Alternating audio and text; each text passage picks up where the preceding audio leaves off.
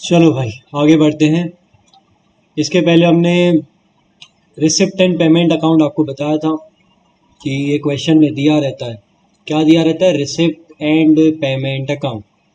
तो कुछ ऐसा फॉर्मेट होता है इसका। रिसिप्ट मतलब पैसे आए और एक पेमेंट मतलब पैसे गए। सिंपल। अब आप बोलोगे सर ये क्या है? ये पैसे आए पैसे गए।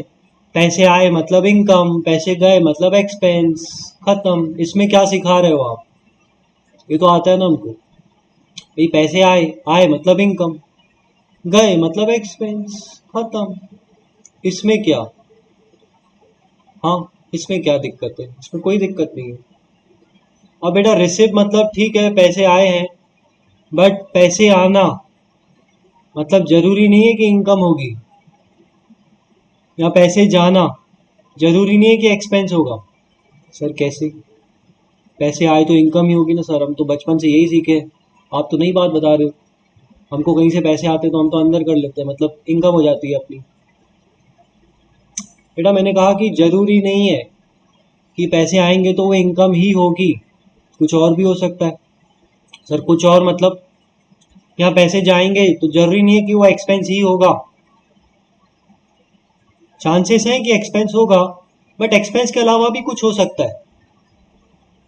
अच्छा, क्या होगा भाई? देखो, अब इसका रिसिप्ट पेमेंट अकाउंट मैं आपको सरकारी बुक से बताऊंगा पूरा एक एक डिटेल में। बट पहले रिसिप्ट और पेमेंट के बारे में और बेहतर तरीके से पढ़ लेते हैं कि रिसिप्ट की क्या क्या पॉसिबिलिटीज हैं। कि रिसिप्ट मतलब पैसे आए, ये तो समझ में आ रहा है। पेमेंट मतलब पैसे गए, बट इसके कौन कौन से टाइप हो सकते हैं। अब आप सरकारी बुक उठाएंगे, वहाँ कैपिटल रिसिप्ट, कैपिटल एक्सपेंडिचर, ये सब है। मैं आपको आसान भाषा में बताता हूँ कि रिसिप्ट मतलब तो होता है कि पैसे आना, बट पैसे आना इसका सेकंड इफेक्ट क्या होगा कि पैसे आ तो रहे हैं, बट वो क्या होंगे वो पैसे हमारे लिए। तो क्या पॉसिबिलिटीज हो सकती हैं, देखिए आगे।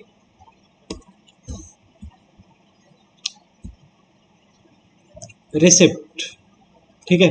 अब रिसिप्ट पढ़ो क्या लिखा हुआ है। हर रिसिप्ट इनकम नहीं होती। ठीक है, ये अपने माइंड से बिल्कुल निकाल दो कि हर रिसिप्ट इनकम नहीं होती। पैसे आ रहे हैं, बट जरूरी नहीं है कि वो इनकम हो। तो सर क्या होगी? तो देखो, रिसिप्ट अगर पैसे आ रहे हैं तो तीन पॉसिबिलिटीज हैं। भाई किसी के पास पैसे आ रहे हैं ना, तो तीन पॉसिबिलिटीज हैं। क्या तीन पॉसिबिलिटीज हैं? पहला, receipt of income, receipt of cash, मतलब पैसा ही आएगा। अब देखो जहां भी मैं कैश बोल रहा हूँ मतलब बैंक भी लागू होगा ना। भाई पैस कैश आया या चेक आया, दोनों बात एक ही है ना। तो receipt of cash as income पहला क्या है? Receipt of cash as income मतलब पैसे आए और क्या है वो? हमारी इनकम है। ठीक है। अब इसमें तीन पॉसिबिलिटीज हैं रिसिप्ट की। मतलब जो पैसा आ रहा है हमारे पास, तो या तो वो इनकम हो सकती है पहला तो। ठीक है, पैसा आ रहा है मतलब इनकम है। ठीक है, तो दूसरा दूसरा क्या है? या तो वो लाइबिलिटी हो सकती है। कैसे लाइबिलिटी? कैसे? भाई पैसा तो आ रहा है आपके पास, बट आपकी लाइबिलिटी है, इनकम नहीं है। कैसे? सपोज किसी ने लोन लिया, लोन लिया तो पैसे तो आए ना, रिसिप्ट तो है, बट क्या वो इनकम है? उड़ाएगा उसको पैसे को? नहीं, लाइबिलिटी है वो। इनकम थोड़ी है, कोई खुशी थोड़ी होगी वो पैसा मिलने से। ठीक है, नेक्स्ट। तीसरा क्या पॉसिबिलिटी है? रिसिप्ट मतलब पैसा आ रहा है तो क्या पॉसिबिलिटी है? तीसरी ये पॉसिबिलिटी है कि आप अपनी कोई असेट रियलाइज कर रहे हो। ऑल्दो आपके पास पैसा आ रहा है, बट वो इनकम नहीं है। क्यों इनकम क्यों नहीं है? आप अपनी कोई असेट रियलाइज कर रहे हो। रियलाइज कर रहे हो मतलब सेल कर रहे हो, बेच रहे हो। तो बेचेंगे भैया, पैसा आएगा तो इनकम कैसे होगी? कुछ लोग सोच रहे होंगे सर इनकम ही तो ही ना, पैसे आए। अरे भाई पैसे आए, बट इनकम नहीं है ना। ऐसे तो कोई आदमी अपना घर बेच देगा, बोलेगा वाह मैंने कमा लिया पैसे। अभी कैसे कमाया? कुछ गवा के पैसे आ रहे हैं ना। तो how it can be treated as income? Income तो वो होती है कि जब आपको कुछ गंवाना ना पड़े ना, मतलब अपनी असेट थोड़ी दे रहे हो, असेट न दे के कुछ पैसे आ रहे हैं तो इनकम है ना। या हमारी कोई लाइबिलिटी नहीं पड़ रही भैया, नहीं तो पता चला किसी से लोन लिए और बोले कि हाँ बढ़िया 2 लाख रुपए आ गए भैया, अब जो लोन है ना आगे चल के वापस करना पड़ेगा ना। तो इनकम कब होगी? जब वह पैसा आपको वापस नहीं करना और ना ही आप कुछ गवा के पैसा ला रहे हो, ठीक है। और इसको डिटेल में आपको एग्जाम्पल के साथ समझाता हूँ। सपोज कोई इंडिविजुअल है, कोई पर्सन है, उसको सैलरी मिली, अब उसने काम किया, सैलरी मिली, ठीक है, तो वो उसके लिए क्या हो जाएगी? इनकम। ये इनकम होगी, बिल्कुल इनकम होगी, क्योंकि वो सर्विस दे रहा है, काम कर रहा है, उसके बदले में उसको पैसा मिल रहा है ना, तो वो उसकी इनकम होगी, ठीक है। दूसरा केस, वही पर्सन है, अपनी कार को बेच रहा है, जो कार उसकी एसेट थी, ओनरशिप थी उसकी कार की उसके पास, अब उसने उसको बेच दिया। अब बेच दिया तो पैसे आए, पैसे तो आए ना, रिसिप्ट है भैया, पैसे आए, बट क्या उसको इनकम मान सकते हैं? गधा होगा, बेवकूफ होगा जो उसको इनकम मानेगा। इनकम कैसे हुई भाई? कमाए थोड़ी पैसे हमने, इनकम तो कमाई होती है, हमने तो कुछ गवा के। कार गई ना भैया, गई कार, कार गई और पैसे आए, तो इनकम थोड़ी होगी। आप सोचो, बताओ मेरे को, इनकम होगी? कैसे इनकम होगी भाई? आप कुछ सेक्रीफाइस कर रहे हो, सेक्रीफाइस भी मतलब अपनी एसेट सेक्रीफाइस कर रहे हो, तो पैसा आ रहा है आपके पास, that is not your income ना। अच्छा, अगर ज्यादा में बेचें तो इनकम हो सकती है भाई। 1 लाख की चीज हमने 2 लाख में बेच दी, इन दैट केस आप बोल सकते हो कि भाई जो एक्स्ट्रा का पैसा आया दैट इज योर इनकम। यहाँ तो कोई एक्स्ट्रा आया ही नहीं, उल्टा कम आता है, तब तो लॉस हो जाएगा उल्टा आपका, ठीक है। नेक्स्ट, अब तीसरा केस, जब हमारे पास पैसे आ रहे हैं, वो ये है कि हम लोग बैंक से लोन ले रहे हैं। अब कोई पर्सन है बैंक से लोन ले रहा है, बताओ उसके पास पैसा आएगा कि नहीं? हाँ आएगा, रिसिप्ट है, रिसिप्ट है ना, रिसिप्ट ऑफ कैश है कि नहीं? पैसा आ रहा है कि नहीं? आ रहा है ना भाई, हाँ। बट क्या इनकम है उसकी? नहीं, वो लाइबिलिटी हो जाएगी। पैसा तो आ रहा है, नोट तो मिल रहा है, बट कर्जा है, रीपे करना पड़ेगा, ठीक है। तो ये याद रखो, क्या हर रिसिप्ट इनकम नहीं होती, ठीक है। इसका इसका एक स्क्रीनशॉट ले लो आप।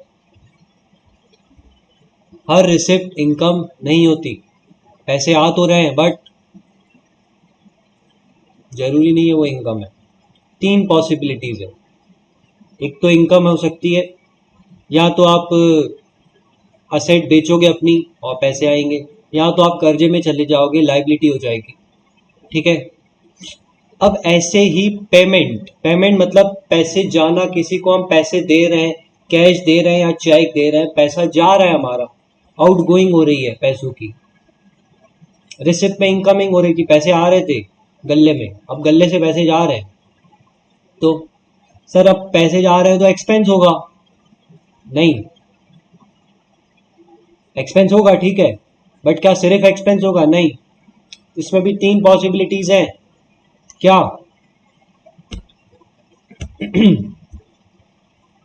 देखो, पेमेंट की 3 पॉसिबिलिटीज।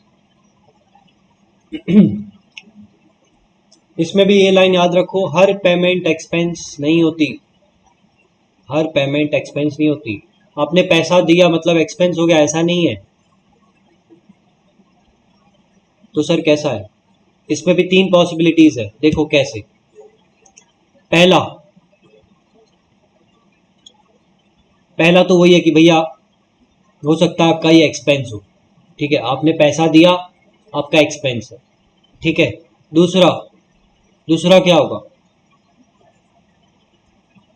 आपने पैसे दिए बट आपके पास कोई असेट आ गई। अरे मुझे बताओ, आपने एक्टिवा खरीदी अपने लिए या कोई बाइक खरीदी और उसमें पेट्रोल डलवाया, दोनों में आपके पैसे गए, वही गाड़ी खरीदे तो भी पैसे गए, पेट्रोल भरवाए तो भी पैसे गए। उसमें कुछ फर्क है क्या? फर्क है। आप कॉमर्स के स्टूडेंट हो, आप बता सकते हो भाई, अकाउंट्स पढ़ते हो आप।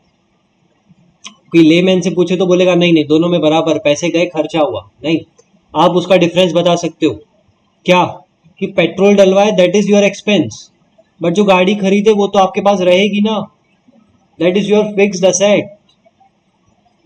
तो पैसा तो दोनों में ही गया, बट एक में एक्सपेंस हो गया, एक में असेट हो गई। एक तो हमारे पास रहेगी ना गाड़ी, आगे चल के बेच भी सकते हैं, कई सालों तक उसको घुमाना बैठ के, और जिस दिन नहीं पटेगी तो बेच देना, पैसे मिल जाएंगे। पेट्रोल तो लिमिटेड टाइम के लिए है, वो एक्सपेंस होगा। गाड़ी लिए तो असेट हो जाएगी। सर ये तो ठीक है, समझ गया। तीसरा क्या हो सकता है, तुम बताओ, तुम बताओ। मैं बोल रहा हूँ पैसे गए, पेमेंट है, या तो एक्सपेंस होगी, आप खर्च कर रहे हो। सपोज आपने घर का लाइट का बिल पे किया, दैट इज एक्सपेंस। आपने घर के लिए वॉशिंग मशीन खरीदा, दैट इज योर असेट। बार बार थोड़ी खरीदोगे, एक बार खरीदा कई साल तक चलेगी भैया, दैट इज योर असेट। तीसरा क्या है?